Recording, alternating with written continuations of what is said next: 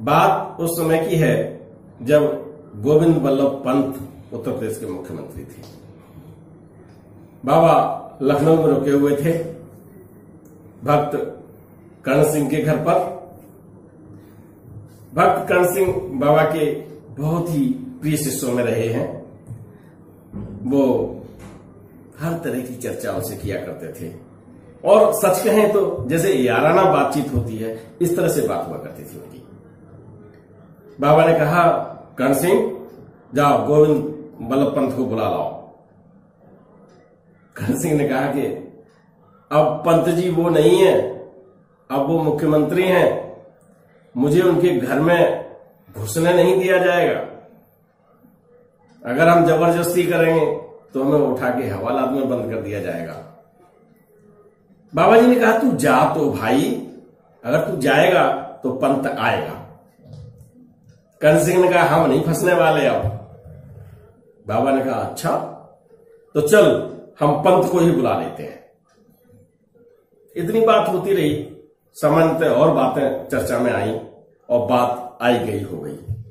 आधा पौना घंटा के बाद बाबा बोले कि कर्ण सिंह चले यार थोड़ा घूम आते हैं। कानपुर लखनऊ मार्ग पर टहलने लगे। आगे आगे बाबा, पीछे पीछे कर्ण सिंह। थोड़ी देर में देखते हैं कि गोविंद बल्लभ पंत का काफिला आ रहा है। उन्होंने जैसे ही बाबा को वहां देखा, उन्होंने अपना काफिला रोका, नमन किया और वो अपनी गाड़ी से उतरने के लिए एकदम उत्सुक हुए। बाबा ने उन्हें रोका, बोले नहीं भाई मैं वहीं बात कर लूंगा। बाबा ने 2-4 मिनट उनसे बातचीत की। कर्ण सिंह बोले कि देख बुला लिया हमने। कर्ण सिंह पहले से ही नतमस्तक थे, तो बाबा की जब इच्छा होती थी तो भक्त उनके अनुरूप काम करने लगते थे। ये कहानी आपको कैसी लगी? अच्छी लगी तो लाइक कीजिए, शेयर कीजिए। यदि आपने मेरे चैनल को सब्सक्राइब नहीं किया है तो सब्सक्राइब कीजिए। बात उस समय की है कि जब बाबा के भक्त केहर सिंह प्रशासनिक अधिकारी थे, आईएएस थे। वो लखनऊ प्रवास के दौरान बाबा से कहा कि मेरे घर पर आइए और महाराज जी भोजन कर लीजिएगा। बाबा जी ने कहा चलिए कल तुम्हारे यहां भोजन करते हैं। केहर सिंह जी ने अपने घर पर पत्नी से कहा कि बहुत सफाई से अच्छी तरह से भोजन बना लीजिए 2 लोगों के लिए और बाबा को ले आऊंगा और उनको खाना खिलाएंगे। आप खाने की तैयारी कीजिए। केहर सिंह की पत्नी ने 2 सब्जियां बनवा ली, थोड़ी सी मिठाई मंगवा ली और तैयारी कर दी। इधर केहर सिंह जी बाबा जी को लेने गए तो बाबा जहां प्रवास कर रहे थे वहां कुछ भक्त भी बैठे थे। 2 कारों में भरकर वो सबको ले आए। जब वहां विराजमान हो गए केहर सिंह जी के यहां तो उन्होंने कहा जल्दी लाओ, खाना लाओ, भूख लगी। उन्होंने परस के बाबा जी को खाना परस दिया। बाबा जी ने कहा कि भाई सबको खिलाओ, भाई ये सब लोग आए मेरे साथ। केहर सिंह की पत्नी ने ये देखा कि 20 लोग और बाबा के साथ आ गए। उन्होंने खाना तो केवल 2 लोगों के लिए बनाया था। केहर सिंह की पत्नी नाराज होने लगी। खैर केहर सिंह जी ने कहा कि खाना परसों जितने लोगों के लिए हो जाए उनको दीजिएगा। पत्नी ने खाना परसना शुरू किया और केहर सिंह ने थाली ले जाके भक्तों के सामने रखनी शुरू कर दी। उसी में से खाना चलता गया।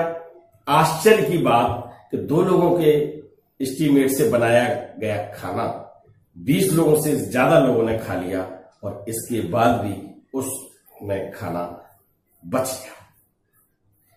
पत्नी जो एकदम आग बबूला हो गई थी, गुस्से में आ गई थी, एकदम हतप्रभ थी, जाके बाबा जी के चरणों में गिर पड़ी। बाबा जी ने कहा क्या बात है बेटी, खाना तो तुमने मन से बनाया था, हम लोग मन से सब लोग तृप्त हो गए हैं, जाओ तुम भी प्रसाद ले लो। ऐसे थे हमारे दयालु बाबा। ये कहानी आपको कैसी लगी? यदि आपको अच्छी लगी तो लाइक कीजिए, शेयर कीजिए। यदि आपने अभी तक हमारे चैनल को सब्सक्राइब नहीं किया है तो सब्सक्राइब कीजिए। जय। बात ग्राम नानपारा जो बहराइच जिला में पड़ता है वहां की है। उस समय के डीआईजी ओंकार सिंह का एक बड़ा सा फार्म हाउस है नानपारा में। उनकी खेत की फसल तैयार होकर मक्के की फसल उसे कट चुकी थी। जिस दिन उनकी मक्के की फसल कटी, भुट्टे लगे हुए थे, अचानक बादल घिराए। बरसात धीमे धीमे से शुरू हो गई। ओंकार सिंह जब कभी किसी आफत में पड़ते थे तो बाबा को याद करते थे। पहले भगवान से प्रार्थना करते रहे कि भाई कैसे ही बंद हो जाए ये। बाबा को याद करते हुए जोर जोर से कहने लगे कि बाबा बचा लो, इस फसल को बचा लो, बहुत नुकसान हो जाएगा।